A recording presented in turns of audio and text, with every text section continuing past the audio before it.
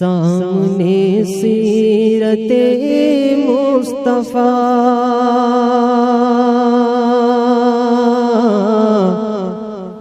درس ہے رہبری کے لیے، پھر ہمیں اور کیا چاہیے مومنوں زندگی کے لیے۔ اللہم صلی علی سیدنا و مولانا محمد مبارک وسلم صلو علیہ صلاۃ و سلام علیک یا سیدی یا رسول اللہ صلی اللہ تعالی علیہ وسلم۔ کل کے درس میں کھانا کھانے کے تعلق سے کچھ سنتیں بتائی تھیں، کچھ آداب بتائے تھے۔ آج بھی مہمان کے اکرام اور مہمان کی تعظیم اور مہمان کی خدمت کرنے کا جو ثواب احادیث میں بیان کیا گیا ہے، کھانا کھلانے کا جو ثواب بیان کیا گیا ہے، اس پر کچھ احادیث میں پیش کر رہا ہوں، اور غور سے ان کو سنیں، اس پر عمل کریں۔ اللہ تبارک و تعالی ہمیں اپنے پیارے آقا صلی اللہ علیہ وسلم کی پیاری پیاری سنتوں پہ عمل کرنے کی توفیق عطا فرمائے۔ کھانا کھانے کی حدیثیں بہت ہیں، کھانا کھلانے کی اور کھانا کھانے کے تعلق سے میں نے بہت ہی مختصر احادیث آپ کے سامنے پیش کی تھیں۔ چند احادیث مہمان کے تعلق سے بھی سماعت فرما لیں۔ ہمارے آقا صلی اللہ تعالی علیہ وسلم نے ارشاد فرمایا، حضرت ابراہیم علیہ السلام کے تعلق سے، کہ حضرت ابراہیم علیہ السلام بغیر مہمان کے کھانا نہیں کھاتے تھے۔ حدیث پاک میں ہے کہ حضرت ابراہیم علیہ السلام بہت مہمان نواز تھے۔ حضرت عطا رضی اللہ تعالیٰ عنہ فرماتے ہیں کہ حضرت ابراہیم خلیل اللہ علیہ السلام جب کھانا کھانے کا وقت آتا اور کوئی ساتھ میں کھانا کھانے والا نہ ملتا تو ایک ایک میل، دو دو میل تک تلاش کرتے کرتے نکل جاتے تھے کہ کوئی مہمان مل جائے، کوئی ساتھ میں کھانا کھانے والا مل جائے۔ آپ نے کبھی پوری زندگی میں بغیر مہمان کے کھانا نہیں کھایا۔ حضرت انس رضی اللہ تعالیٰ عنہ کا بیان ہے کہ حضور صلی اللہ تعالیٰ علیہ وسلم نے فرمایا، جس گھر میں مہمان ہو اس گھر میں خیر و برکت اس طرح دوڑتی ہے جیسے اونٹ کے کوہان پر چھڑی،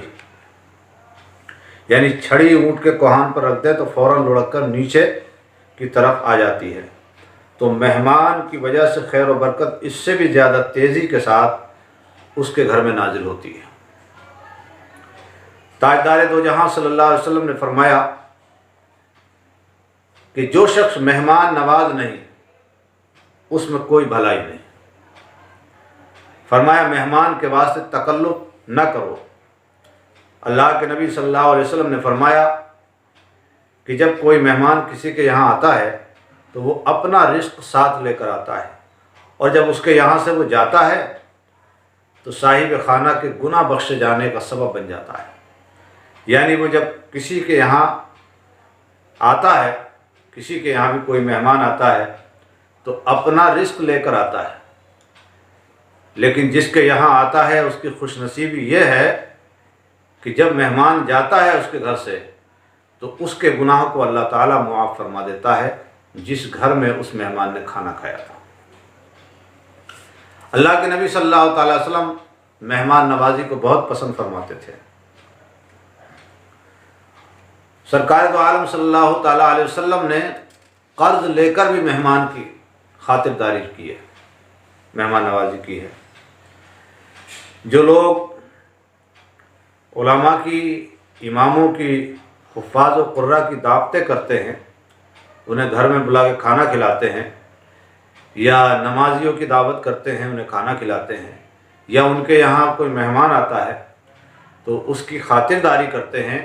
تو وہ بڑے خوش نصیب ہیں۔ اس کے تعلق سے حدیث پاک ہے، آپ خوش ہو جائیں گے۔ ایسی حدیث حضرت جابر رضی اللہ تعالیٰ عنہ سے روایت ہے، کہتے ہیں نبی کریم صلی اللہ علیہ وسلم نے فرمایا، جو شخص اپنے بھائی کو وہ چیز کھلا دے جو وہ چاہتا ہے تو اللہ تعالیٰ اس کے لیے 10 لاکھ نیکیاں لکھتا ہے، 10 لاکھ برائیاں اس کے نامہ اعمال سے مٹا دیتا ہے، 10 لاکھ درجے اس کے بلند کرتا ہے، اور اس کو 3 جنتوں میں سے کھانا کھلاتا ہے، جنت فردوس سے، جنت عدل سے، اور خلد سے۔ آپ اندازہ لگائیں، اللہ کے نبی صلی اللہ تعالیٰ علیہ وسلم کا فرمان ہے کہ مسلمان کے دل میں خوشی داخل کرنا، کسی مسلمان کے دل کو خوش کرنا، اچھا کھلا کر، اچھا ناشتہ یا کھانا کھلا کر اس کا دل خوش کرنا محض اللہ کے لیے 60 سال کی نفل عبادت سے افضل ہے۔ یہ ہمارے آقا صلی اللہ علیہ وسلم کا فرمان ہے۔ حضور سید عالم صلی اللہ تعالیٰ علیہ وسلم کو میٹھا پسند تھا، لہذا حدیث پاک میں ہے کہ سرکار نے فرمایا، جو اپنے بھائی کو میٹھا لقمہ کھلائے گا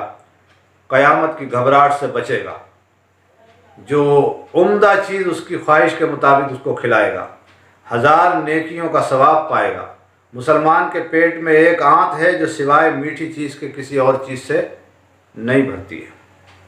اللہ کے نبی صلی اللہ علیہ وسلم کو حلوہ پسند تھا، چنانچہ حدیث پاک میں ہے کہ حلوہ اور شہد حضور صلی اللہ علیہ وسلم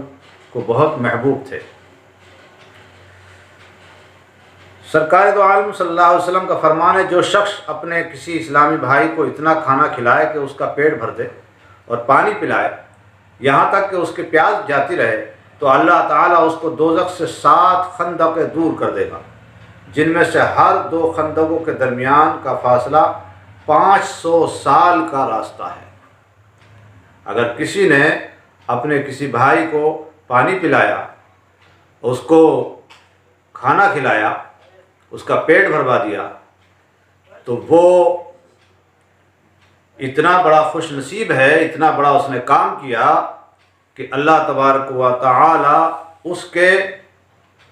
اور دوزخ کے بیچ 2 خندقیں کر دے گا، یعنی اتنی دور کر دے گا دوزخ سے اسے 500 سال کی راہ کی دوری پر اس کو دوزخ سے کر دے گا۔ کتنا خوش نصیب ہے وہ۔ اب ایک بہت ہی پیاری حدیث ہے، حضرت انس رضی اللہ تعالیٰ عنہ سے روایت ہے، انہوں نے اپنے بھائی حضرت برا بن مالک رضی اللہ تعالیٰ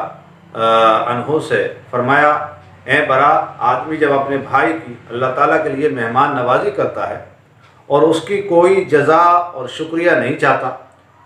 یعنی وہ صرف اللہ کے لیے کھلاتا ہے، وہ کسی دکھاوے کے لیے یا بدلہ لینے کے لیے کہ کل کو یہ بھی مجھے کھلائے، اس کی یہ نیت نہیں ہو، دکھاوا، ریاکاری، تکبر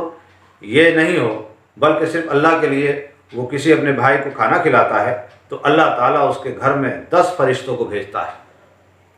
جو پورے 1 سال تک اللہ تعالیٰ کی تسبیح و تحلیل تکبیر پڑھتے رہتے ہیں اور اس کے لیے مغفرت کی دعا کرتے رہتے ہیں۔ جب سال پورا ہو جاتا ہے تو ان فرشتوں کی پورے سال کی عبادت کے برابر اس کے نامہ اعمال میں